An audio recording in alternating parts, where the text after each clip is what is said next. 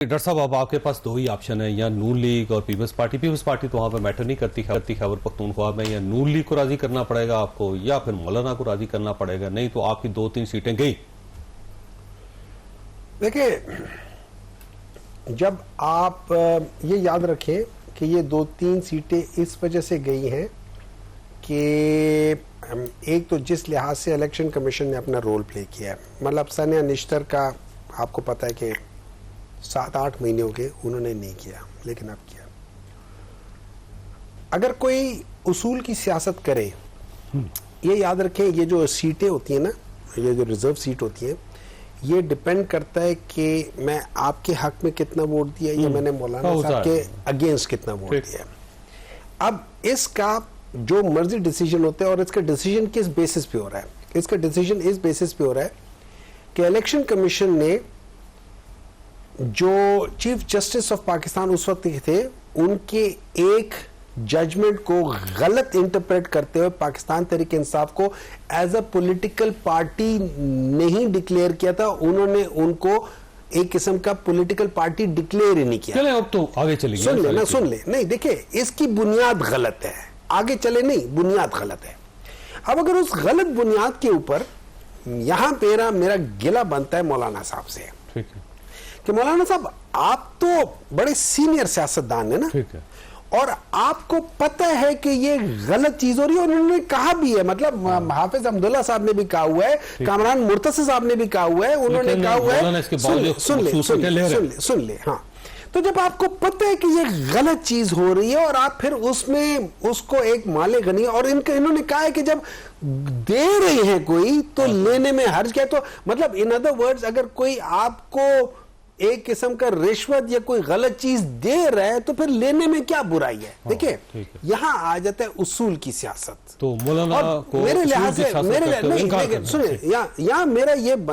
یہاں میرا یہ گلہ بنتا تھا مولانا صاحب سے کہ مولانا صاحب دیکھیں،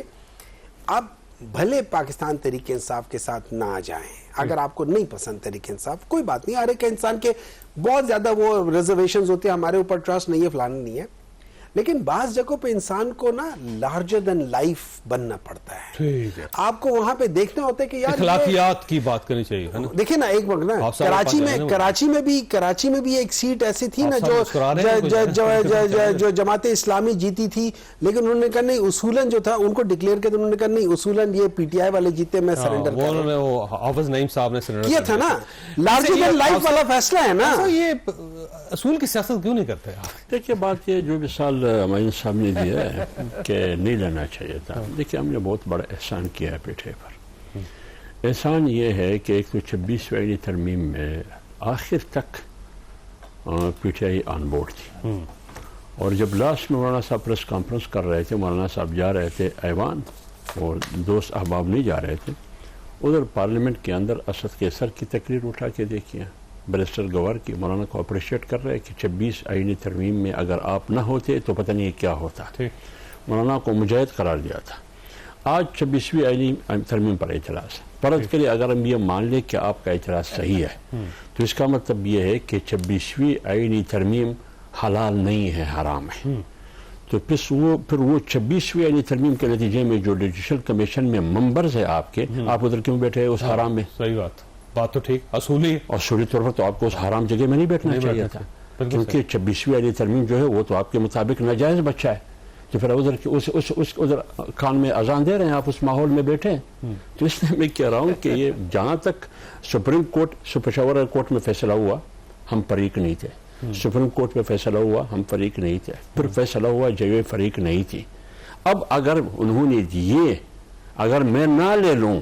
تو کوئی اور لے، وہ جو ذاتی لوگ ہیں وہ انفرادی وہ تو لے رہے ہیں، نون لیگ کے پاس چلی جائے، ہاں ان کے پاس پیپلز پارٹی کے پاس چلی جائے۔ کیا آپ کو آپ خوش ہے کہ یہ میری سیٹیں پیپلز پارٹی لے جائے یا پی ایم ایل این لے جائے؟ آپ کے تو میرے ساتھ کنیکشن ہے،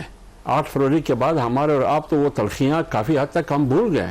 آپ کو تو خوش ہونا چاہیے کہ کہیں بھی میں آپ کا فریق نہیں رہا ہوں، کہیں بھی،